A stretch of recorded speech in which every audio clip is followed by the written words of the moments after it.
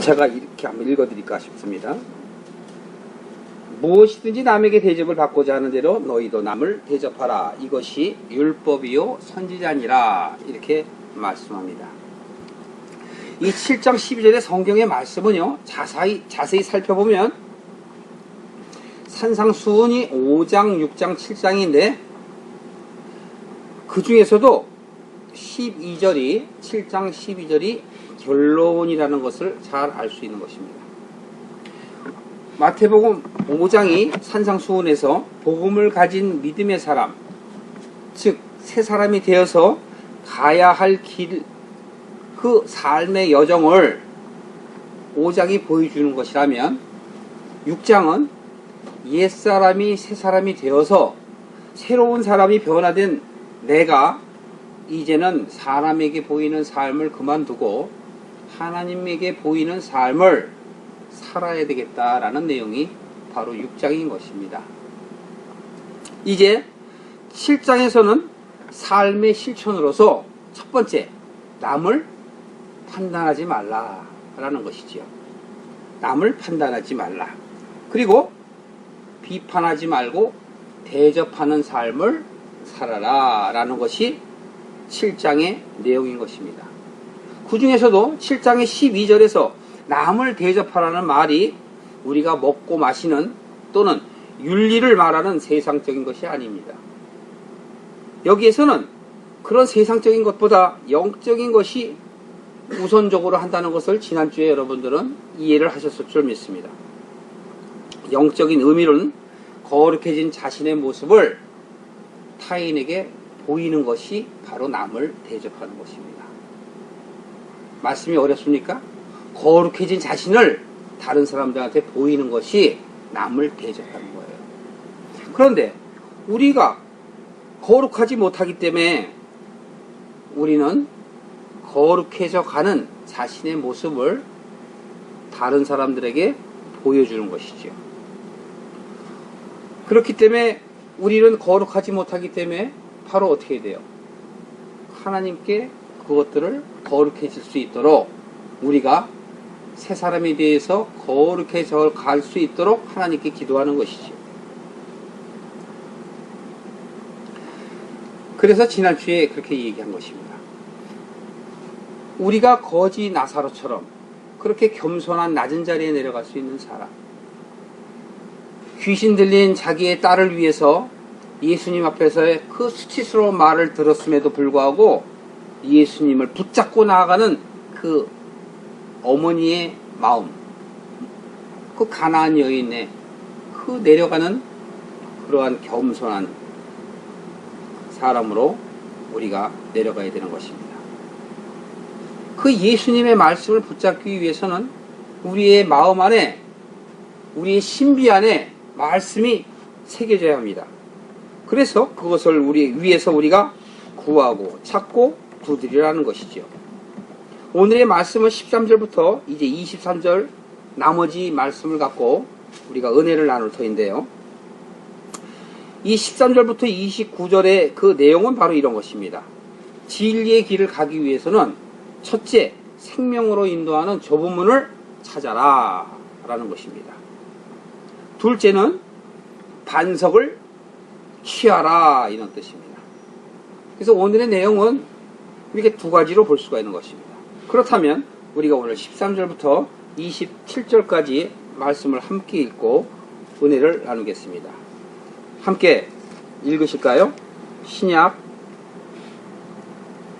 10조 되겠습니다. 신약 10조 함께 읽겠습니다. 시작.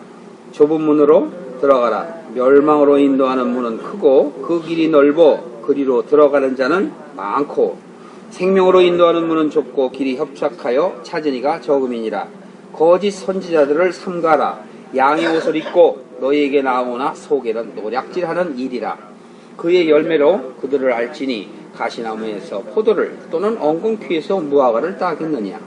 이와 같이 좋은 나무마다 아름다운 열매를 맺고 못된 나무가 나쁜 열매를 맺나니 좋은 나무가 나쁜 열매를 맺을 수 없고 못된 나무가 아름다운 열매를 맺을 수 없느니라. 아름다운 열매를 맺지 아니하는 나무마다 찍혀 불에 던지우느니라. 이러므로 그의 열매로 그들을 알리라. 나더러 주여 주여 하는 자마다 천국에 다 들어갈 것이 아니요 다만 하늘에 계신 내 아버지의 뜻대로 행하는 자라야 들어가리라.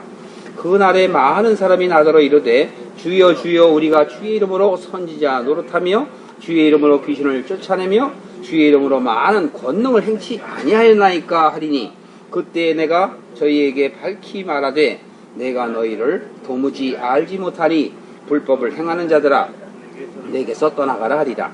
그러므로 누구든지 나의 이 말을 듣고 행하는 자는 그 집을 반석 위에 지은 지혜로운 사람 같으리니 비가 내리고 창수가 나고 바람이 불어 그 집에 부딪히되 무너지지 아니하니 이는 추초를 반석 위에 놓은 연고요 나의 이 말을 듣고 행치 아니하는 자는 그 집을 모래 위에 지은 어리석은 사람 같으니 비가 내리고 창수가 나고 바람이 불어 그 집에 부딪힘에 무너져 그 무너짐이 심하니라.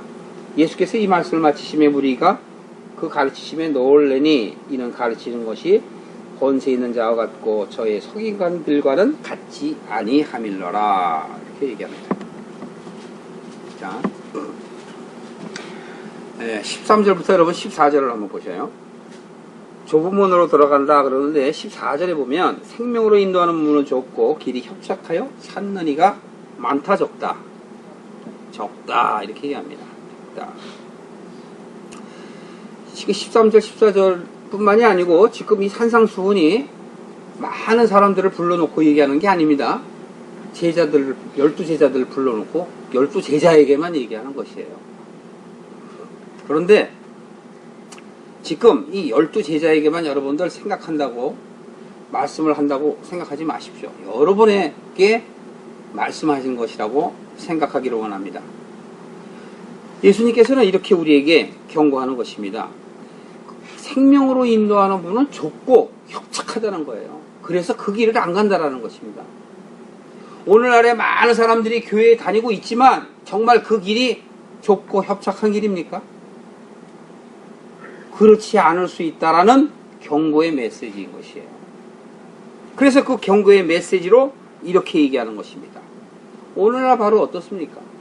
좁은 문이 개발이 돼갖고 넓은 문이 됐습니까? 그렇지 않지요. 우리가 보통 말할 때 옛날 경험을 이렇게 말하면 곧잘 우리는 옛날 얘기 그만 집어쳐 아주 지겨워. 그 옛날 얘기는 좀 안 할 수 없어? 그렇게 하곤 합니다. 보수적인 것을 말하면 사람들은 무조건 고리타분하다고 생각하는 사람들이 적잖이 있습니다. 보수적인 것들이 다 나쁜 것입니까? 그렇지 않습니다. 그리고 전부 진보적인 것이 그럼 다 나쁩니까? 그렇지 않습니다. 보수와 진보가 연합해야 되고 그것들이 어우러져 있을 때 발전하는 것이지요. 그런데 우리가 이 보수적인 것이라고 해서 무조건 아니다라는 거면 어떡합니까? 만약 그 보수적인 것에 진리가 있다면 여러분은 어떻게 하시겠습니까? 성경이 나와 있는 것은 다 옛 것이고 이제 지나간 것이니까 다 필요 없는 거야. 다 새 것만이 필요해. 그렇게 말할 수 있습니까? 성경은 그렇게 얘기하지 않습니다. 그래서 예수님께서는 율법의 마침이시며 율법의 완성이신 것이죠. 예수님께서는 구약을 계속 비유하여 말씀을 하셔요. 예수님께서는 하나님께서 말씀하신 그 선지자들이 예언하신 것들을 하나도 흐트름이 없이 그것을 이루기 위해서 그렇게 오셨어요. 그래서 말구에 오셨고, 그래서 애굽에 내려가셨고, 그래서 십자가에 달리셨고, 그래서 배반을 당하셨고, 그래서 죽으시는 것이죠. 왜?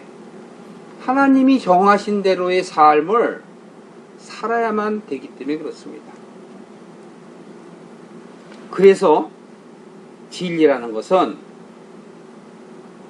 우리가 바로 알아야 되는데 알지 못하기 때문에 예수님께서 이렇게 12제자를 다 불러놓고 그 진리에 대해서 이야기하시는 장면이 바로 산상수훈인 것이에요.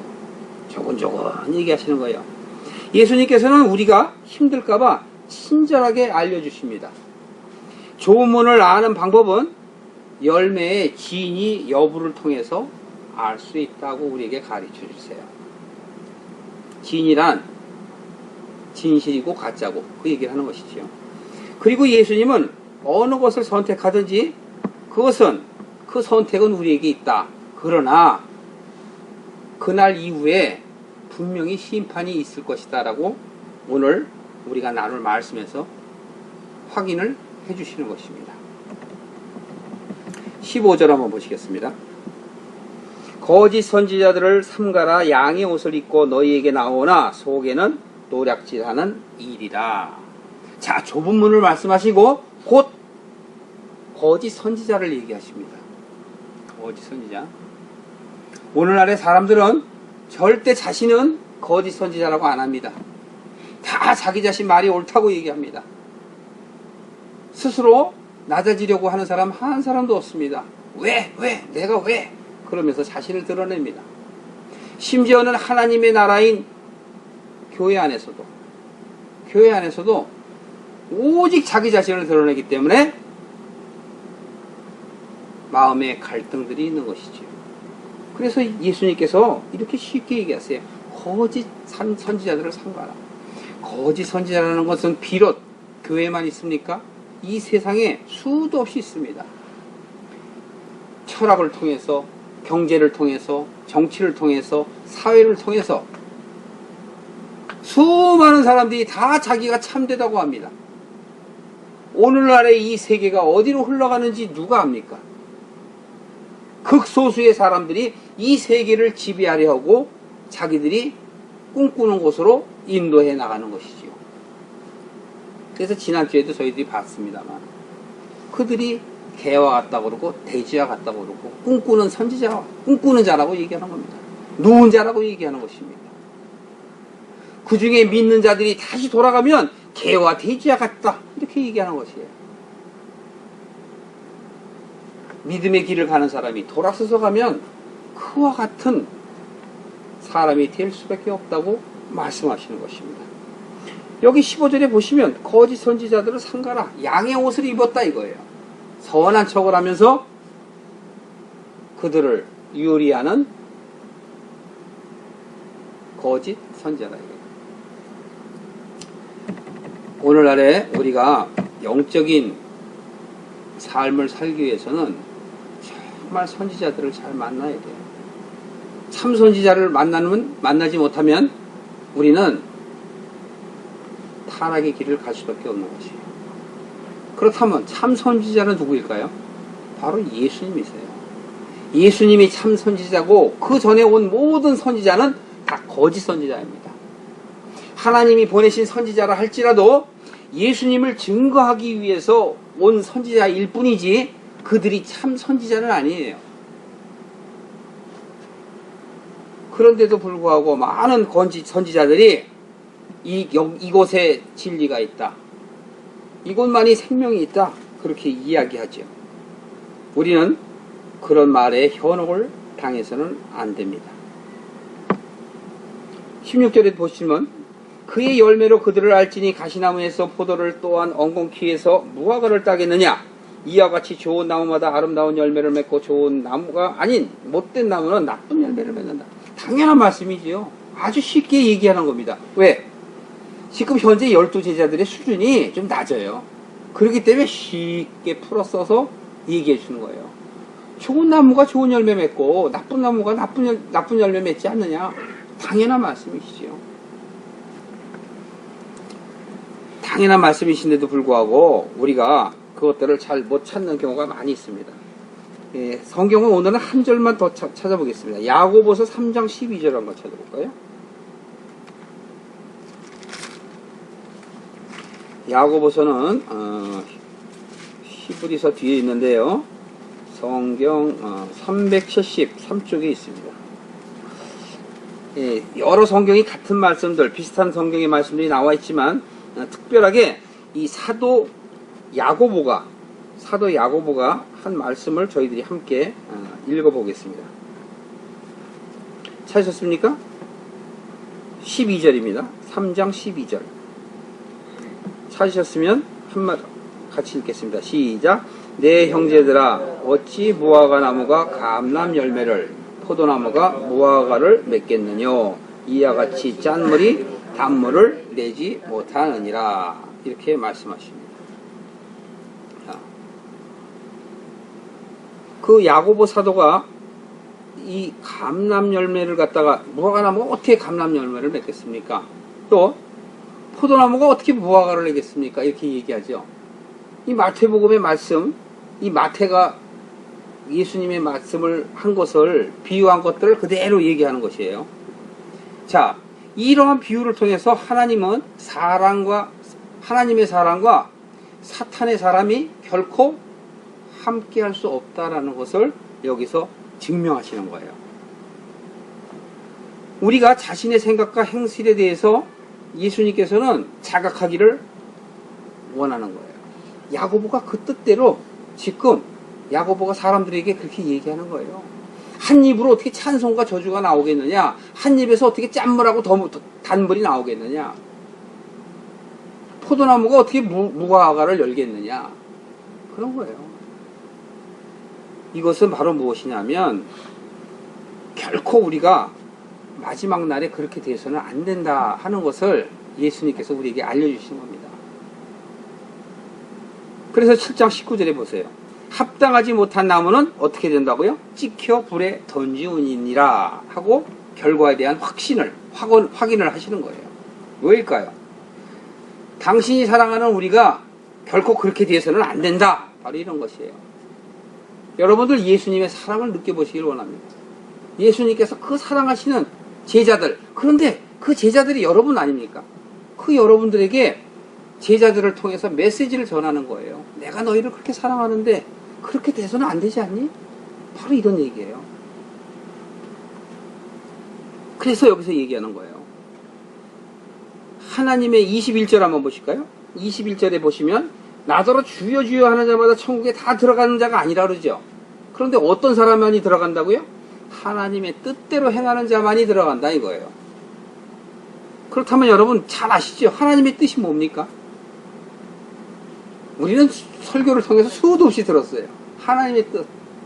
하나님의 뜻은 우리가 그리스도를 본받는 것이에요. 그리스도를 본받아서 우리가 여러 사람들의 본을 보이는 마다들이 되는 것이에요. 그게 바로 하나님의 뜻입니다.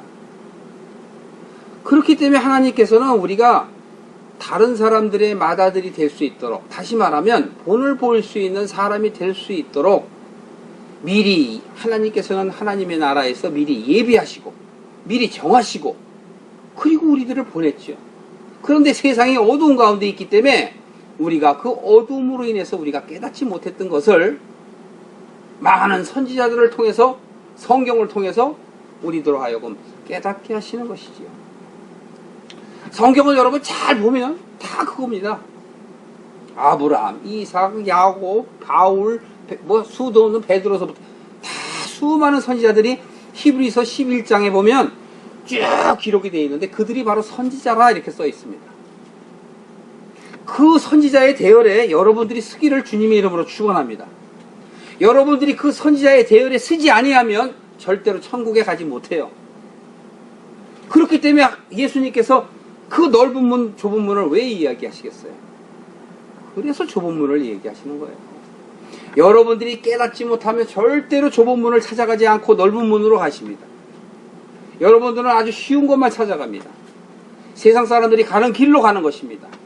오늘날의 교회의 모든 문화와 모든 삶의 행동과 방법과 말씀이 세상 사람들이 추구하는 길로 가고 있지는 않습니까? 여러분들 스스로가 자문해야 합니다. 여러분들 스스로가 자기 자신을 자문하기를 주님께서는 원하시기 때문에 성경을 통해서 우리에게 밝히 얘기해 주시는 것이에요. 야고보 사도가 그렇기 때문에 그 사람들에게 그렇게 얘기하는 것이에요. 시간이 되시면은 집에서 야고보서를 쭉 한번 읽어보시면 다 우리 삶을 새 사람이 된 사람들의 삶에 살아가는 방법에 대해서 자세히 기록되어 있는 것이 바로 야고보서인 것입니다. 예수님께서는 제자들에게 이렇게 믿음의 도를 차근차근히 설명해 주시는 거예요. 우리는 하나님의 뜻대로 살지 않으면서도 자신이 필요하다면 주여 주여 외치지 않습니까? 자기한테 불리한 일이 생기면, 자기한테 필요한 일이 생기면 그때 기도하지 않습니까? 나가지 않던 새벽 기도도 그때 가서 하고. 예수님이 언제 새벽 기도하면 준다고 그랬나요? 예수님은 그런 말씀 하지 않으세요. 하나님께서는 우리의 외모를 보지 아니하시고 뭘 보신다고요? 중심을 보신다고 그랬어요. 성경의 중심이라는 단어는요, 수도 없이 나와요. 창세기서부터 창세기 8장에도 나와 있고 사무엘상 16장에도 나와 있어요. 그리고 수도 없는 성경의 중심. 그 중심에 내가 생각을 넣는다. 그 중심에 내가 마음을 넣는다. 그렇기 때문에 나는 너희들의 외모를 보지 않는다. 외모를 보지 않는다라는 건 무슨 말일까요? 우리 애가 판사가 되고 대통령이 되고 그런 거 하나님은 원하지 않으세요. 세상에 여러분들이 판사, 대통령이 되고 재판관이 된다 할지라도 하나님의 나라에 들어가지 못한다면 그것이 무슨 필요가 있겠습니까? 그렇기 때문에 하나님께서는 여러분들이 뭘 봐요? 가운데 있는 심장에 있는 거예요. 그게 중심이요. 내 안에 중, 가운데 중자, 마음 심자. 그걸 보신단 말입니다. 우리는 기도를 하고 찬양을 하고 막 좋아합니다. 때로는 은혜가 넘쳐서 눈물을 흘리기도 합니다. 그리고 은혜 받았다고 아주 그냥 감사한 마음으로 헌금도 많이 합니다. 많이 하십시오. 많이. 그러나 그것이 중요한 게 아니에요. 그것이. 우리가 그렇게 하면서도 아주 심각한 것은요, 그렇게 하고 나서도 돌았으면 판단하고 심지어는 욕지거리까지도 하면서 다른 사람들에게 자기 크리스천이라고 이야기하지 않습니까? 자기 자신을 잘 보세요. 혹시 나는 미세한 그런 어떤 우월감을 갖고 있지 않은지, 믿지 않는 사람을 보면서 나는 그런 우월감을 갖고 있지 않는지, 그런 것들을 여러분들 한번 생각을 해 보십시오. 말씀을 저는 전하는 저도 마음이 슬픕니다. 왜요? 저도 그렇게 완전하게 거룩하지가 못하기 때문에 저도 슬퍼요. 그러나 하나님께서 원하시는 것은 우리에게 거룩하라는 것이에요. 거룩해지려면 우리가 진리요 생명이요 참이신 그리스도의 말씀을 우리가 깨닫지 아니하고서는 절대로 변화될 수가 없어요. 여러분들이 아무리 큰 교회에 아주 좋은 프로그램에 아무리 참석을 한다 할지라도 결혼하기 전 사람들 보면 예비 부부학교, 어머니 학교, 아버지 학교, 심지어는 별의별 프로그램 다 있습니다. 그것들이 여러분들을 자유스럽게 하지 않아요. 그것들이 여러분들을 변하게 하지 않아요. 변하는 것은 말씀을 깨닫는 것입니다.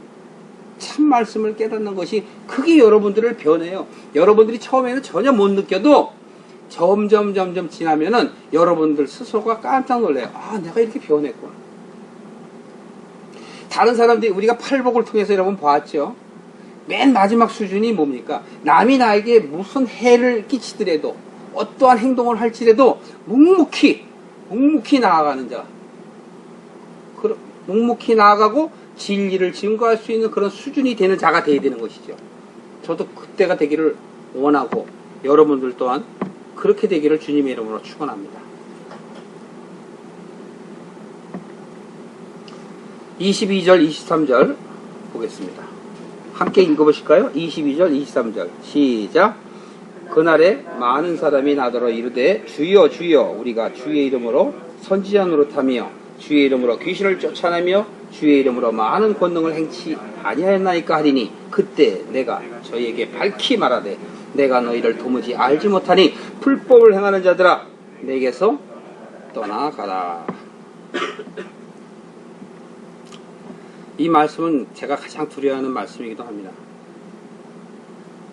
하나님의 말씀을 자신의 말씀으로 변역해서 말씀을 전한다거나 또 귀신을 쫓아내는 것이, 병을 고치는 것이 마치 무슨 하나님의 특별한 무슨 계시를 받고 특별한 은혜를 받은 사람인 양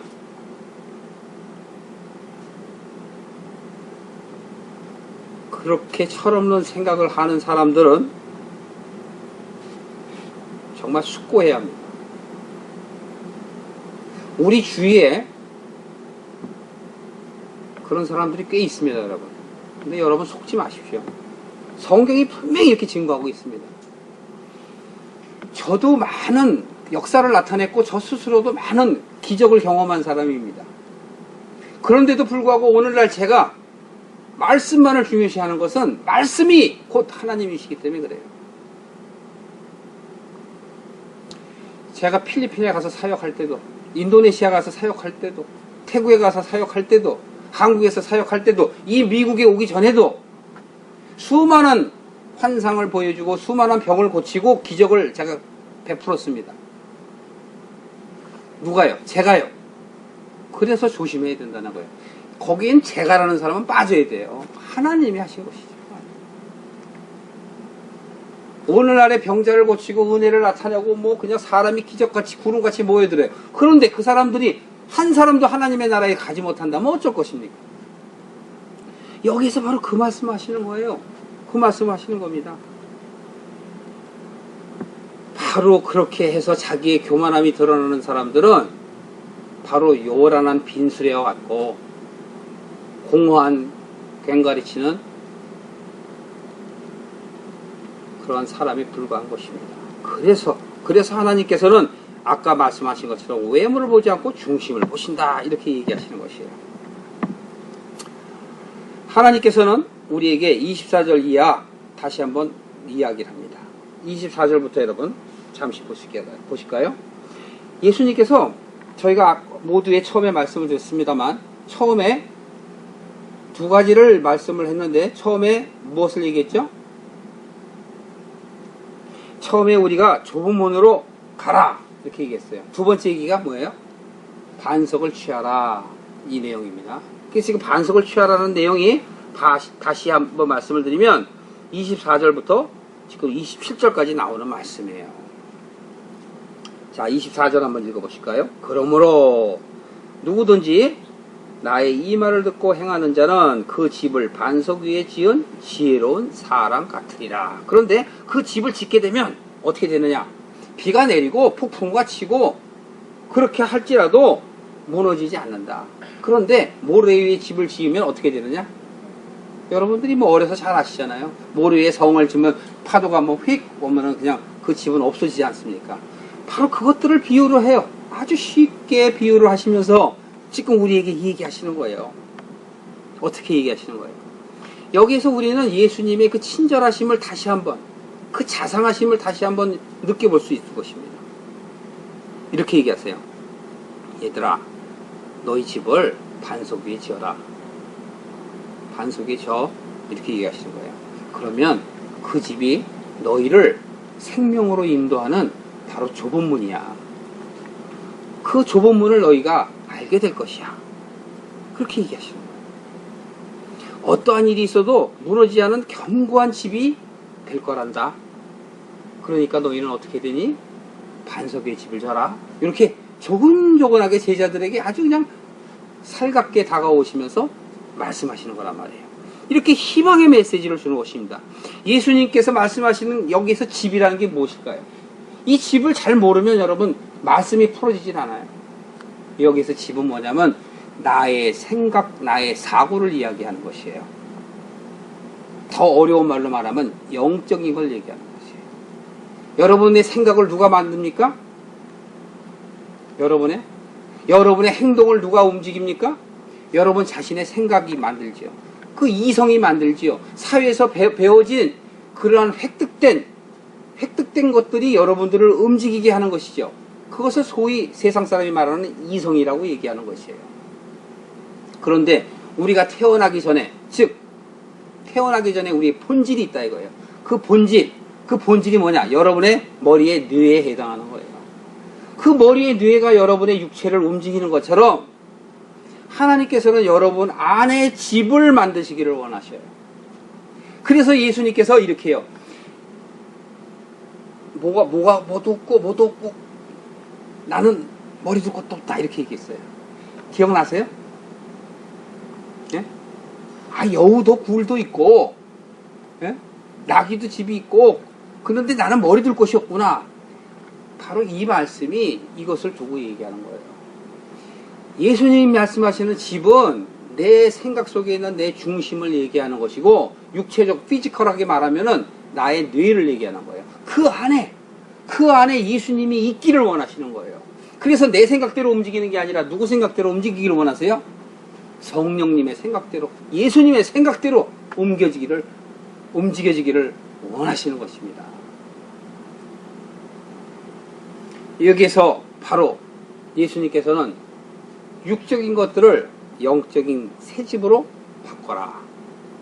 여러분, 헌집 주께 새집 달라 하는 동요 있죠? 여러분들도 헌집을 버리시고 새집을 얻기를, 저와 함께 나아가는 그러한 참된 주님의 성도가 되기를 예수님의 이름으로 축원합니다. 기도하시겠습니다.